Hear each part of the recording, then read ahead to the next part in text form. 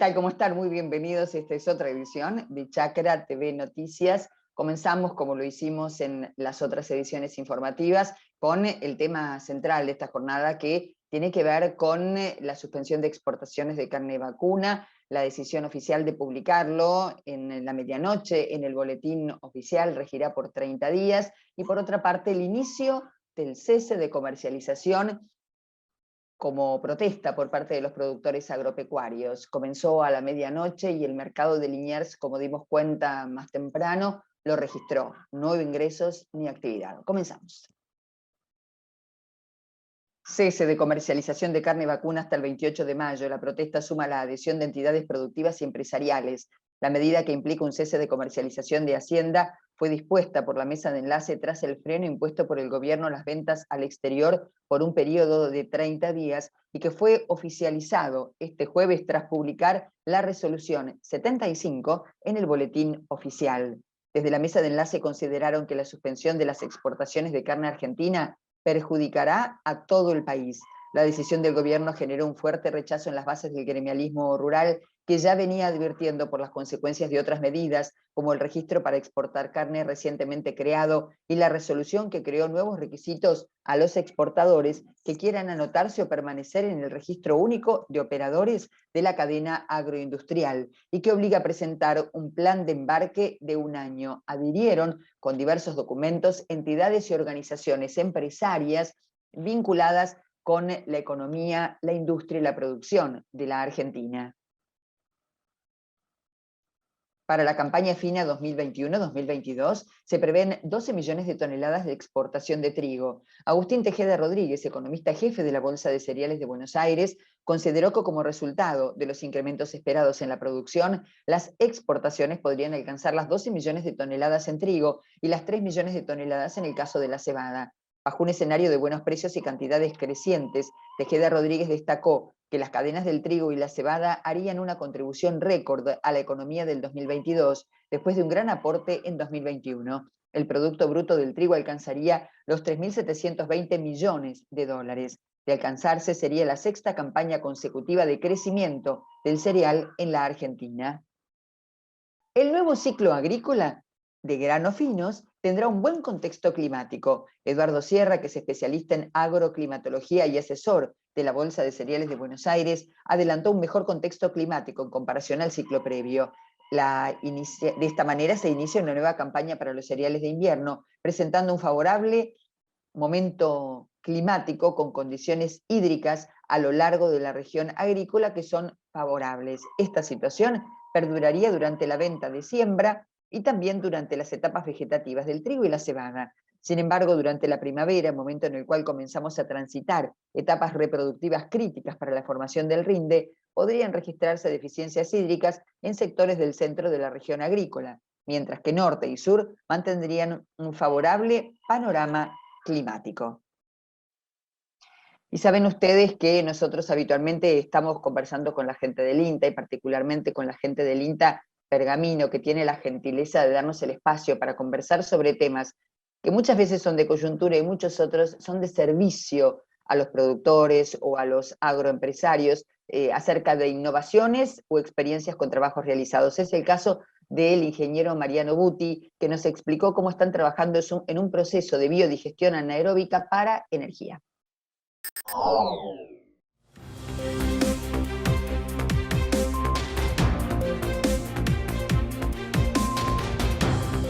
Bueno, frente a la problemática que existe hoy de la contaminación ambiental derivada de los efluentes de la producción animal, ya sea de la producción porcina, avícola, feedlot, tambos, hoy existe una alternativa para tratar esos efluentes que es la biodigestión anaeróbica. La biodigestión anaeróbica es un sistema que trata esos efluentes, los convierte en biogás. El biogás es una fuente de energía renovable que puede ser utilizada para generar electricidad, calor, energía mecánica, refrigeración, iluminación. Es una de las pocas fuentes de energía renovable que junto con la hidráulica se genera en forma continua, es almacenable y de generación continua. tenemos la particularidad que tiene también el proceso es que genera una enmienda orgánica. Esta enmienda orgánica, a diferencia de los fertilizantes convencionales que tienen nitrógeno, fósforo y urea, contiene todos los otros microelementos de la materia orgánica y es un excelente abono para ser utilizado, digamos, en los cultivos.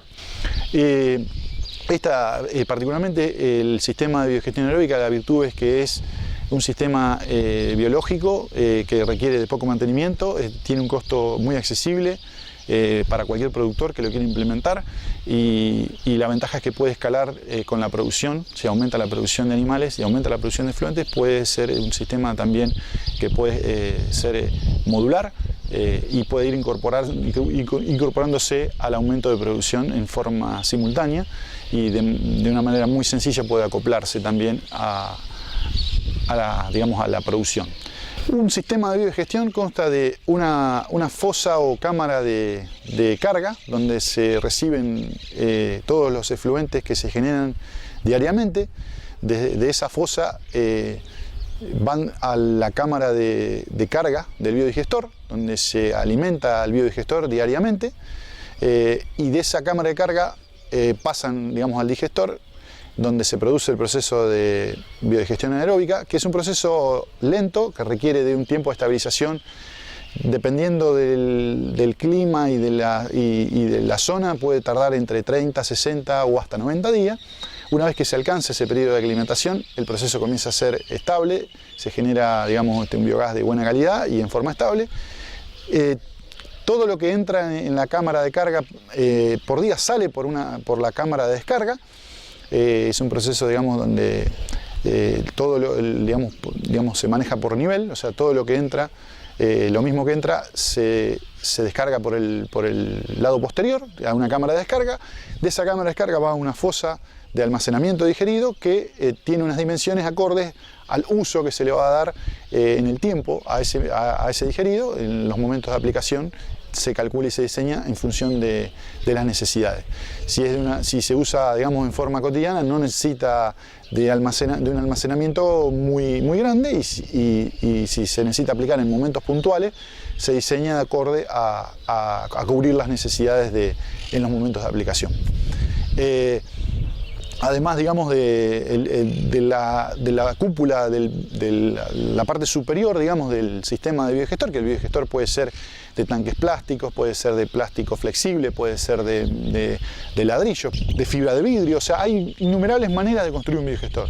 El biodigestor es digamos, básicamente es un sistema cerrado que actúa, digamos, en ausencia de oxígeno. Es un proceso anaeróbico en ausencia de oxígeno, a diferencia de lo que puede ser un compostaje que es netamente con oxígeno. Es un proceso aeróbico, este es un proceso anaeróbico, donde los microorganismos, a partir de que se agota el oxígeno, comienzan a generar, digamos, las condiciones para degradar la materia orgánica, que es transformada en biogás. Que el biogás es un gas que principalmente está constituido por metano y dióxido de carbono, tiene trazas de sulfídrico y de otros gases, pero las principales constituyentes del mismo son el metano y el dióxido de carbono. Hay que recordar que el metano es el que tenemos, digamos, en el gas natural. O sea que el biogás en realidad es un gas que puede tener entre un 50 hasta un 70% de metano, a diferencia del gas natural, que es 99,99% de metano. Como para que se den una idea de las diferencias que puede haber entre el biogás de origen biológico del gas natural de origen fósil. Todos los días se genera, de acuerdo a la cantidad de material que ingresa y a las características físico-químicas de ese material, una cantidad de biogás por día. Esa cantidad de biogás por día puede ser almacenada dentro de lo que es un gasómetro. El gasómetro puede estar incorporado si es un biodigestor flexible, como el caso nuestro, o si hay necesidad de acumular el gas para usarlo en un uso puntual, se calcula y se dimensiona el sistema de almacenamiento, que puede ser, digamos, también de tanques o de mismos sistemas de lona flexible, y a partir de ahí se conduce hacia la unidad de consumo, que puede ser desde quemadores para cocina, desde calefactores o termotanques adaptados a biogás, desde pantallas de gas, desde motores de generación eléctrica, desde iluminación, desde sistemas de refrigeración, como el caso de la heladera a biogás o freezer a gas, que también se pueden adaptar. O sea que la versatilidad que tiene el biogás es muy amplia, puede ser también utilizar energía eléctrica, y en algunos casos donde haya mucha generación o mucha cantidad, se puede generar también biometano, que es ahora está muy en boga, que es la utilización de la inyección de ese biogás purificado. Por eso biometano se le saca el dióxido de carbono y se utiliza en inyecciones de redes de gas natural o en combustible vehicular comprimido como el GNC. Entonces tenemos ahí otro uso muy incipiente y muy interesante, sobre todo para comunidades rurales aisladas. Inclusive, digamos, se habla también de utilizaciones como gasoductos virtuales, como son los barcos regasificadores. En este caso se podría llevar a un estado de licuefacción, es decir, aplicando menos 180 grados se llevaría a un estado líquido, con lo cual después podría ser utilizado en localidades que no tengan acceso al gas natural como sistemas de regasificación para dar de gas a toda la población. O sea, esto puede escalar no solamente al uso digamos, directo del productor pecuario en las necesidades digamos, de energía que tenga el productor pecuario, sino que además puede tener otras finalidades más importantes. Es una tecnología que todavía en nuestro país no está lo suficientemente desarrollada, pero que tenemos, sobre todo en la región pampeana, un potencial muy grande, teniendo en cuenta la enorme cantidad de residuos pecuarios, de agroindustrias y de todo el resto de efluentes, digamos, como puede ser frigoríficos, residuos agroindustriales, inclusive todo lo que es residuos cloacales, residuos, digamos, orgánicos, provenientes de la basura separado de los mercados, digamos, de fruta y hortícola. Con lo cual el potencial que Argentina tiene, y sobre todo en la región pampeana particularmente, es enorme. Hablamos de un estudio que recientemente hizo el ProBiomasa con la FAO, de que de las principales producciones pecuarias, tambos, feedlot y porcinos, estaríamos hablando de que se podrían sustituir 360.000 toneladas equivalentes de petróleo a partir del aprovechamiento. Hay un marco normativo, que la Ley de Energías Renovables, recientemente sancionada y a punto de ser reglamentada, que brindaría la posibilidad de vender energía eléctrica, el excedente de energía eléctrica, a la red. Con lo cual, digamos, además de lo que hoy es muy conocido como los paneles fotovoltaicos y todo lo que es los generadores eólicos, podríamos estar hablando de que a través de los biogestores también se podría estar generando una venta de energía a través de este marco normativo, ya sea por la compra de los grandes consumidores que necesitan, digamos, o están obligados a comprar o generar esa energía renovable a partir de esta ley, o a través de pequeñas generaciones, digamos,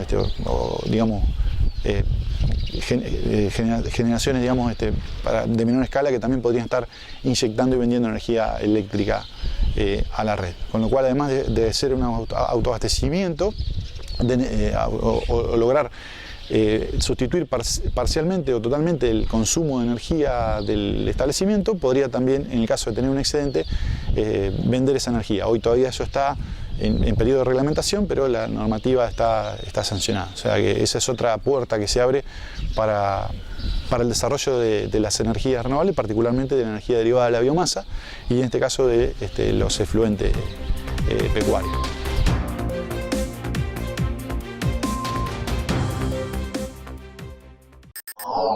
Seguimos en esta continuidad informativa y nos metemos en el plano internacional con este resumen de noticias. Bueno, entonces somos una comitiva de la delegación de la Unión Europea en Argentina. Yo soy la embajadora y es como la cuarta vez que vengo a la provincia de Jujuy y siempre un enorme placer venir acá porque tenemos muchas actividades con la provincia de Jujuy desde la Unión Europea. Desde la Unión Europea estamos promoviendo un desarrollo sostenible en el mundo. Pensamos que realmente este planeta que tenemos y que compartimos la tenemos que proteger y entonces todo el trabajo que hacemos con la provincia de Jujuy va en ese sentido de protección del medio ambiente y también del trabajo con comunidades indígenas y del trabajo hacia la igualdad de género, para no dejar nadie atrás en este desarrollo. Con el gobernador hemos podido repasar todo el trabajo que estamos haciendo en este periodo. Hay toda la iniciativa del Banco Europeo de Inversión con el tratamiento de desechos sólidos, hay todo el trabajo que se hace con el programa que se llama Spotlight de lucha contra la violencia contra las mujeres, en lo cual hemos hecho mucha inversión para apoyar a la provincia en su política en ese sentido. Y bueno, inauguramos nuevos proyectos que se financian desde los presupuestos de la Unión Europea a la sociedad civil jujeña, que tienen proyectos muy innovadores en lo que es el desarrollo sostenible, en proteger el medio ambiente mientras se permite producción y medios para vivir para las comunidades. Se presentaron más de 350 propuestas a nivel nacional y se fueron seleccionadas 11. Y 3 de las cuales están en la provincia de Jujuy, teniendo incidencia. Y es verdad que hay un gran impacto, que hay un gran componente de mujeres que actúan para participar de manera productiva y también respetando todo lo que es la cultura, especialmente en los pueblos indígenas. Y eso, una gran política que tenemos desde la Unión Europea es promover los derechos de la mujer, la autonomía económica de la mujer, su participación política. Por eso queremos que nuestros proyectos tengan este componente fuerte.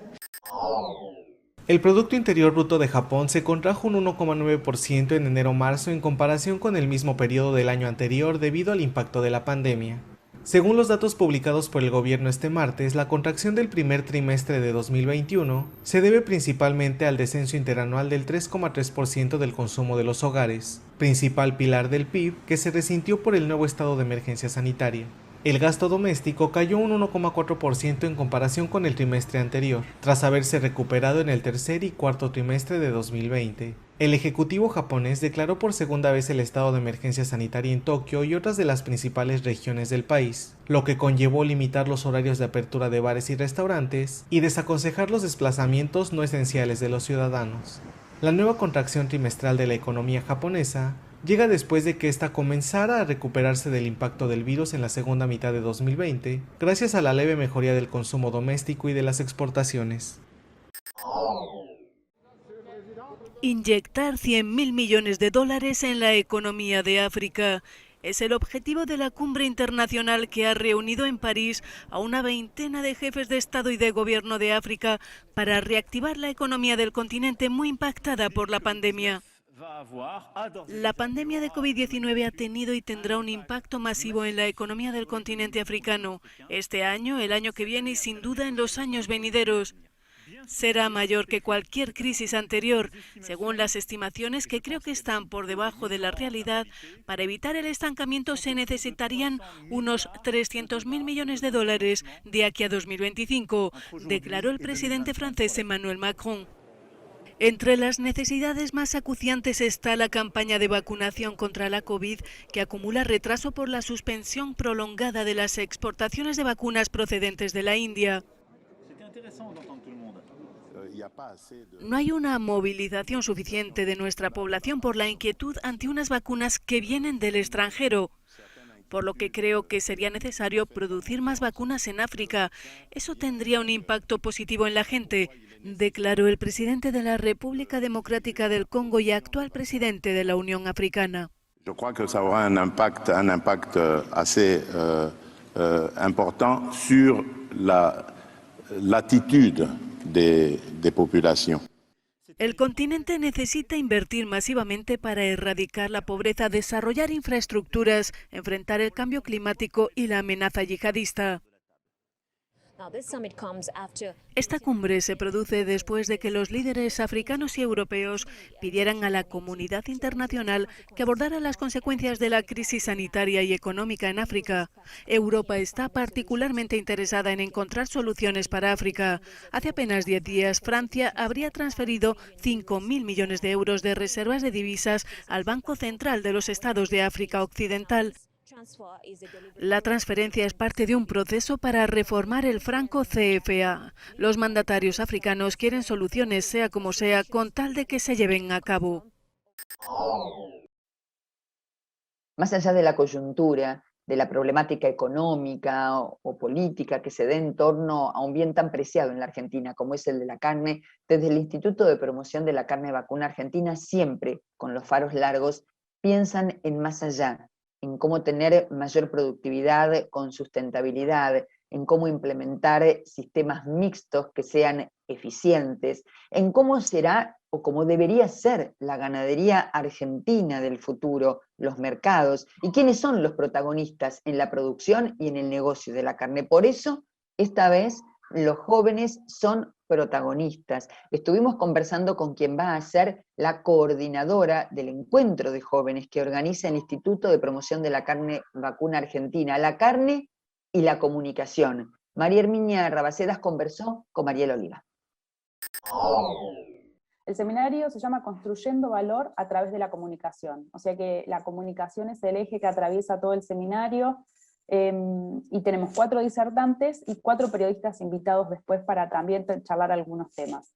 Dentro de los disertantes vamos a tener a María Inés Rimondi, que va a hablar concretamente de comunicación como herramienta estratégica de escuchar para comprender y conversar para construir puentes, de, digamos, pensándolo de alguna manera, lograr una sustentabilidad social con la comunicación. Luego lo vamos a tener a Leo Larrea Velasco, que nos va a contar sobre redes sociales, en qué redes tenemos que estar, qué contenidos, y cómo planificar y gestionar las redes sociales para hacerlo correctamente. Luego vamos a recibir a Carlos Vidal. Carlos va a hablar sobre la digitalización del negocio agropecuario, muy interesante, blockchain, Internet de las cosas, inteligencia artificial. Vamos a hablar o empezar a entrar en el tema de la cultura digital que estamos viviendo hoy. Y por último vamos a recibir a Eugenia Brusca del IPCBA, que va a hablar de mindset digital, o sea, el proceso también de transformación digital, los consumidores, sus demandas, cómo entenderlos, y cómo entiende el IPCBA esta nueva forma de pensar, actuar y consumir de los consumidores.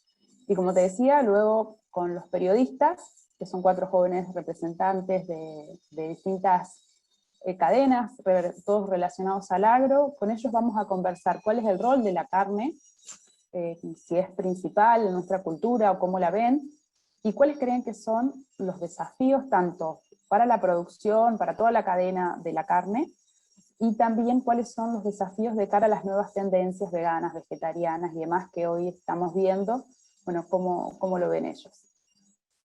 Me gustaría consultarte acerca de la decisión que tomó el IPCBA de, además de las jornadas a campo que todos ya conocemos, incorporar este tipo de seminarios y este tipo de convenciones orientadas puntualmente a los jóvenes. ¿Cómo fue tomar esa decisión y por qué ese camino? Y ahora apuntar hacia la comunicación, que es muy importante, pero era algo que normalmente no estaban acostumbrados. Bueno, la iniciativa es del año pasado. Si ustedes recordarán que allá por noviembre tuvimos un seminario de 2 días extenso donde se plantearon un montón de temas, desde lo técnico, lo productivo, lo comercial, la comunicación también fue uno de los ejes, y lo que hicimos en ese momento fue plantear un mapa de posibilidades y ver cuáles eran las que mejores llegaban, cuáles generaban más inquietudes, dónde veíamos que se podía aportar más. Bueno, de ahí se sacaron 4 o 5 temas que van a ser tratados a lo largo de este año, y comenzamos con el de comunicación, que nos pareció el más importante. ¿Y por qué esto, digamos, relacionado con los jóvenes, decís vos?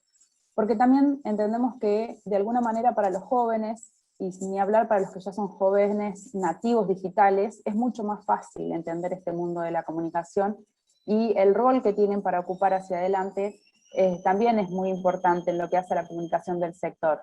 Entonces, bueno, nos pareció este el principal tema para iniciar los seminarios de este año.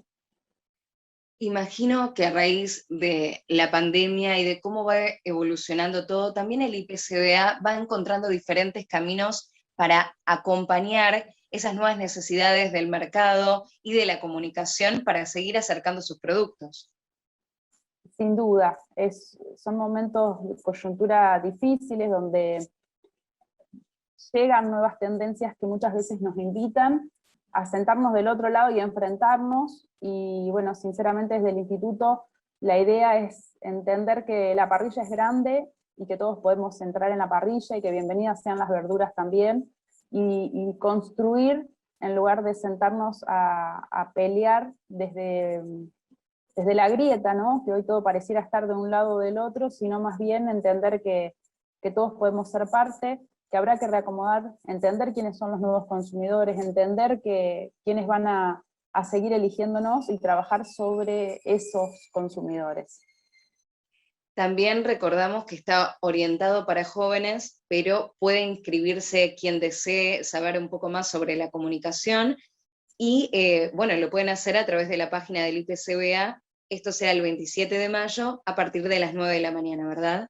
Exactamente, la entrada es libre, es gratuita, sí tiene una inscripción, por supuesto, pero por una cuestión organizativa, porque bueno, por estas plataformas digitales, entender la cantidad de gente y poder estar preparados para recibirlos, pero está abierto a todo el mundo y los invitamos. Realmente son charlas muy interesantes, donde se plantean muchas cuestiones que ya hacen a la cotidiana y que tenemos que convivir y que tenemos que prepararnos también para lo que se viene, porque hoy los cambios son cada vez más rápidos.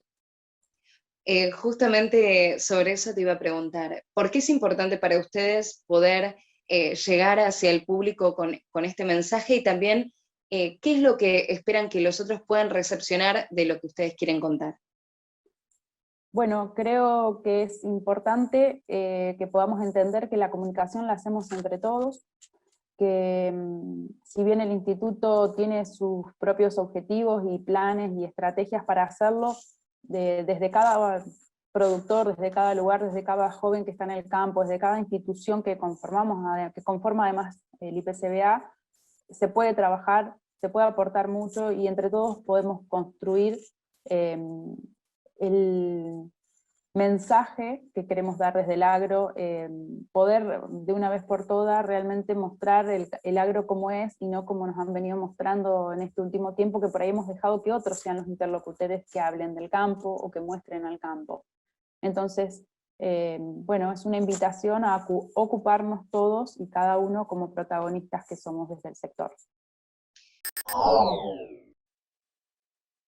Hacemos aquí una pausa en la información, enseguida regresamos y les contamos sobre el cese de comercialización agropecuaria del campo en la Argentina.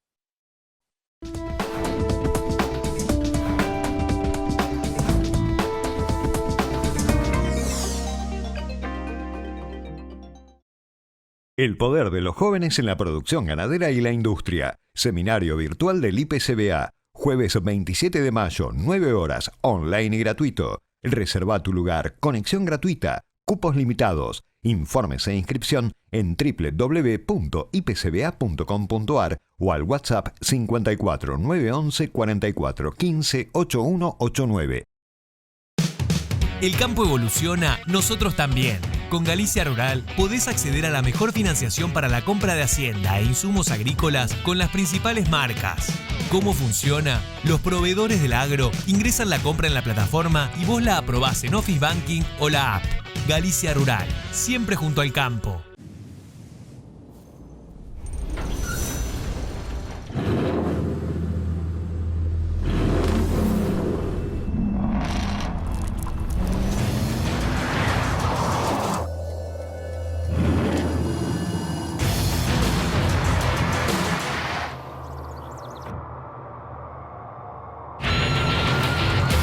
Amarok V6, la más indomable de las Amaroks. Volkswagen. Rotoenfardadoras Mainero, un negocio redondo, alta capacidad de compactación, gran productividad y el mayor rendimiento, con atador de hilo y red y sistema de cúter o tradicional. Hable hoy con su concesionario Mainero, tenga el mejor equipo, los mejores rollos y cierre un negocio redondo. Mainero.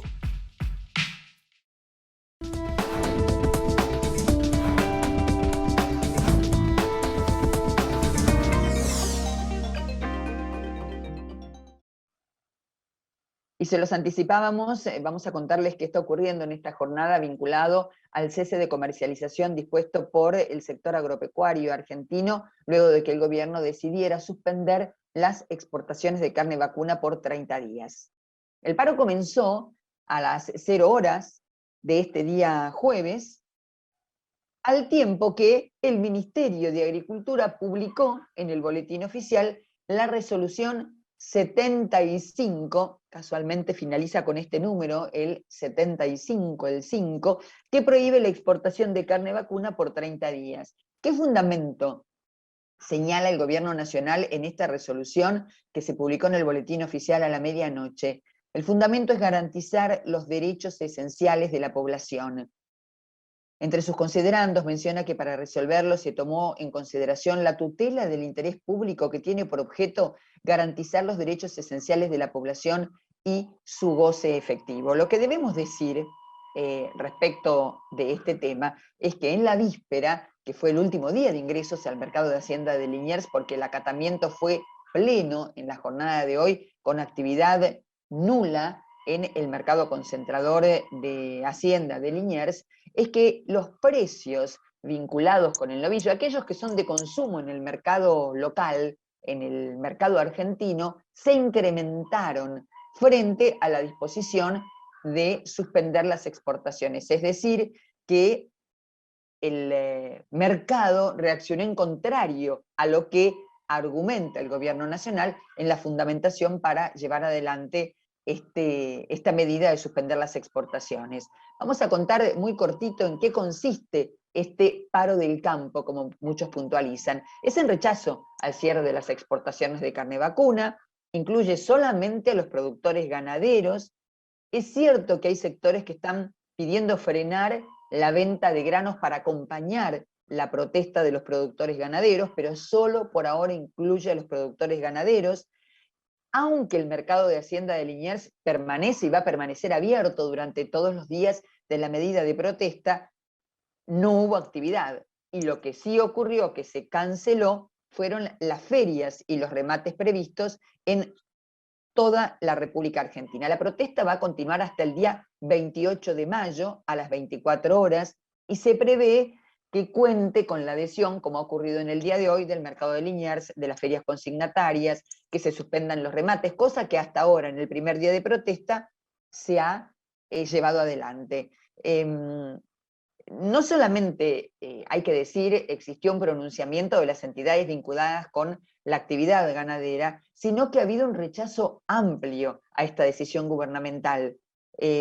Participaron en distintos documentos, insisto, además de todas las entidades dependientes de las 4 entidades nacionales del campo y que están dispersas en el interior de la Argentina, sino también las bolsas de cereales de todo el país, las bolsas de comercio de todo el país, la Confederación Argentina de Mediana Empresa, las 4 cadenas de cultivos, el movimiento CREA, la Asociación Argentina de Productores de Siembra Directa, la Cámara Argentina de Inmobiliarias Rurales, la Federación de Industrias Forestales de la República Argentina. Es decir, ha habido un amplio espectro de entidades y organizaciones productivas y empresariales que acompañaron el malestar del sector agropecuario por la medida adoptada. En todos los casos tomaron como ejemplo lo acontecido en la gestión de Cristina Fernández de Kirchner y lo acontecido en la oportunidad en que se decidió suspender, vetar las exportaciones de carne y los resultados negativos que para el sector y la economía del país tuvieron esas medidas que consideran que ahora se están repitiendo con esta decisión. Pasamos ahora a las opiniones respecto de este tema. Dijimos que las 4 entidades nacionales del campo fueron las que decidieron adoptar esta medida. Mariel Oliva conversó con Carlos Achetoni, titular de la Federación Agraria Argentina. Es una resolución, como muchas, ya nos tiene acostumbrados los fines de semana, así empezamos el lunes con alguna buena nueva, y en este caso la 5921 que viene a consolidar el sistema de manejo de las declaraciones juradas por parte del gobierno. Y en esto ponemos nosotros nuestro reparo y nuestra confirmación de dudas que teníamos con respecto a que puedan ser muy similares los errores que tuvimos en el pasado, con los nefastos efectos que produjo tanto en el rodeo vacuno como en los productores, que nuestros representados, los pequeños y medianos, fueron los más castigados en ese momento y que a muchos les costó salir del circuito productivo, y que en este caso, si se ralentiza, si comienzan a haber movimientos en donde se cupifica o se direcciona la exportación, va a incidir sobre los precios de hacienda en pie del interno, bajando, y esa baja obviamente que impacta en más medidas sobre el más pequeño, que tiene menos espalda, y que es el primero que sale de escala y de circuito productivo.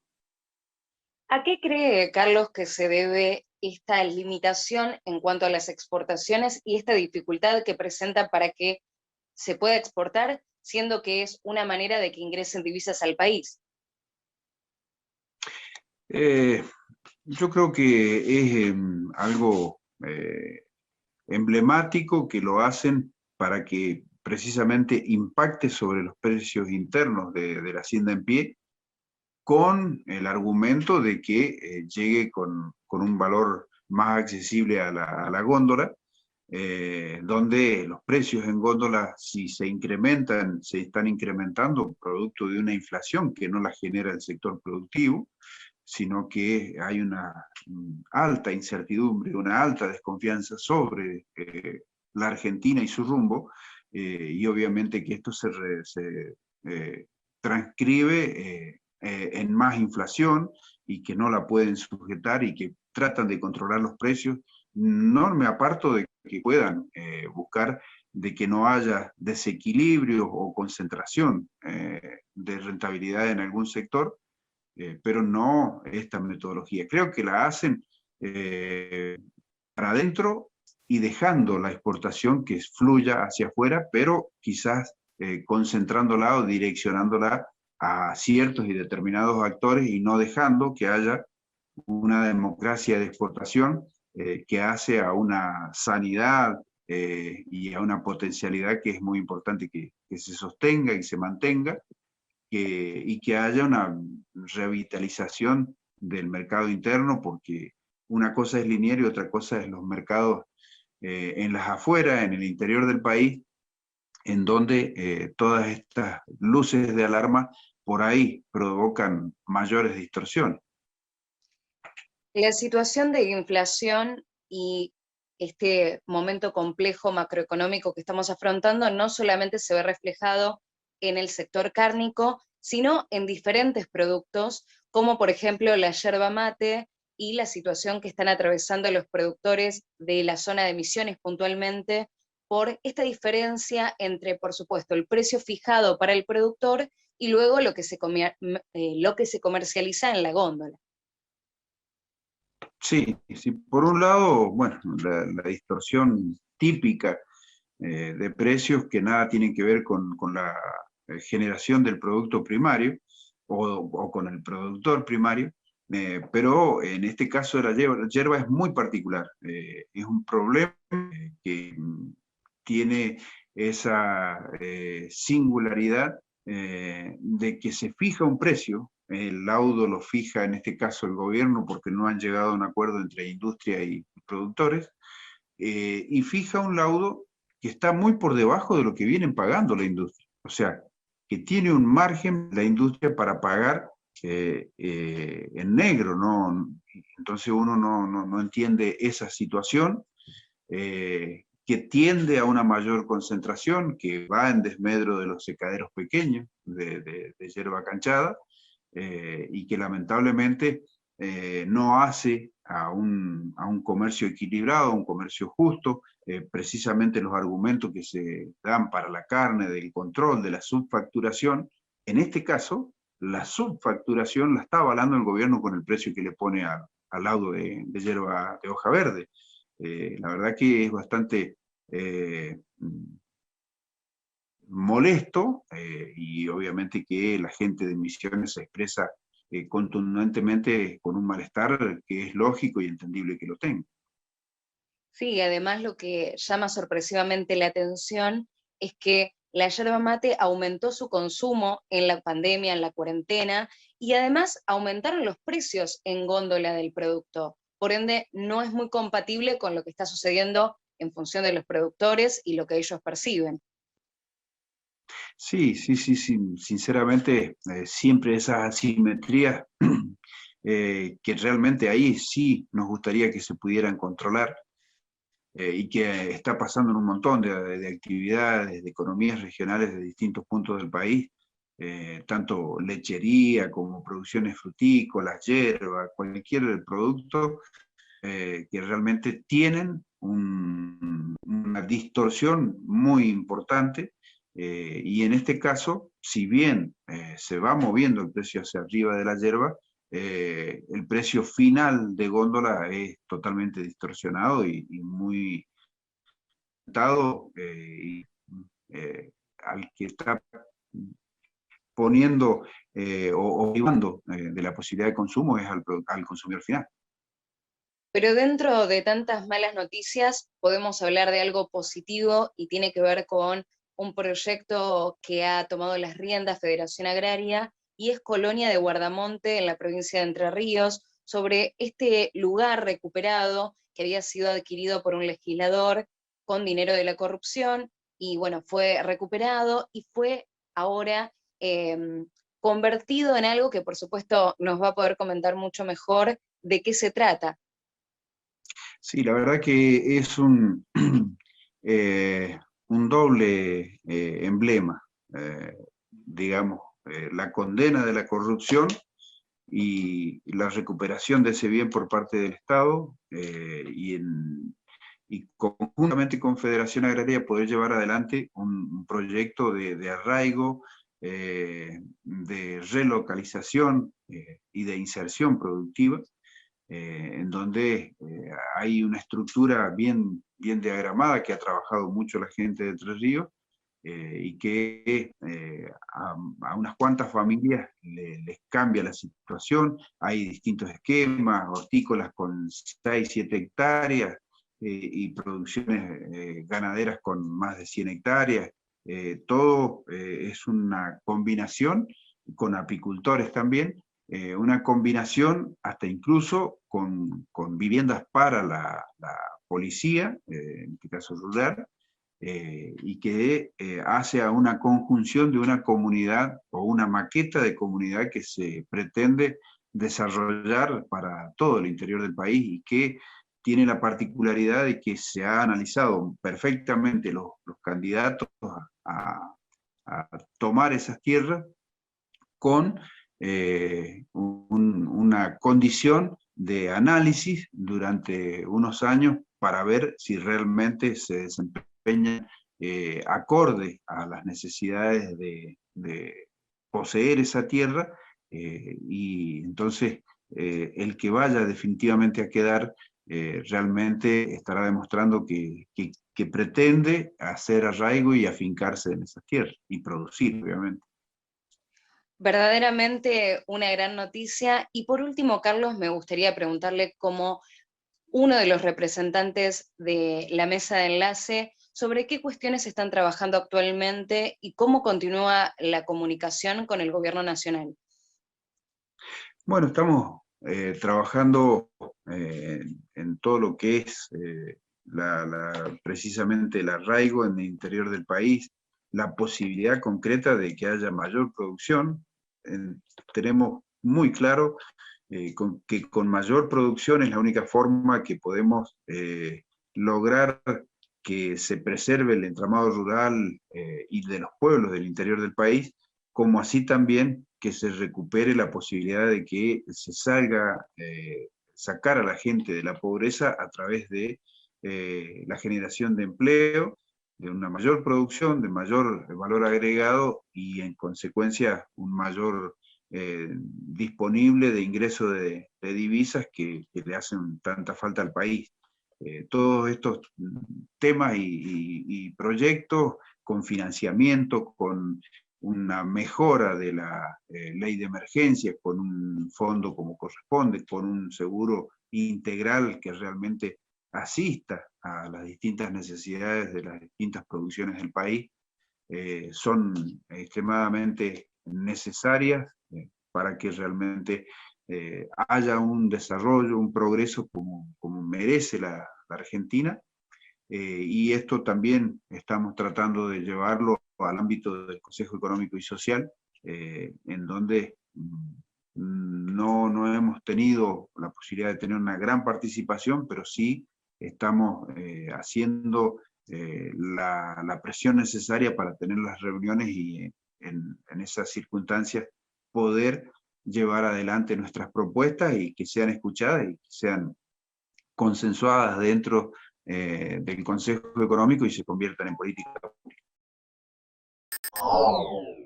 Continuamos con más información y nos vamos a ir hacia la provincia de Córdoba, porque allí continuaron con las entregas de los certificados de buenas prácticas agropecuarias correspondientes al año 2020. Esta zona del norte de Río Primero, todos sabemos el gran desarrollo que tiene la parte sur y la parte central, y hoy el gran desarrollo que está teniendo la parte norte, justamente por estar ubicado en una posición estratégica entre las rutas 17 y la ruta 32 de nuestra provincia, rutas sumamente transitadas y estratégicas para el desarrollo agropecuario, y bueno, y la reciente llegada y no la llegada, sino la vuelta del tren, del central, que bueno, eso nos está permitiendo acercarle oportunidades a las distintas industrias que tenemos acá en el departamento para llevar la producción al resto del mundo, que esa es la política que entendemos que tenemos que llevar adelante como una provincia productora, como una provincia agropecuaria y agroexportadora, y justamente dándole valor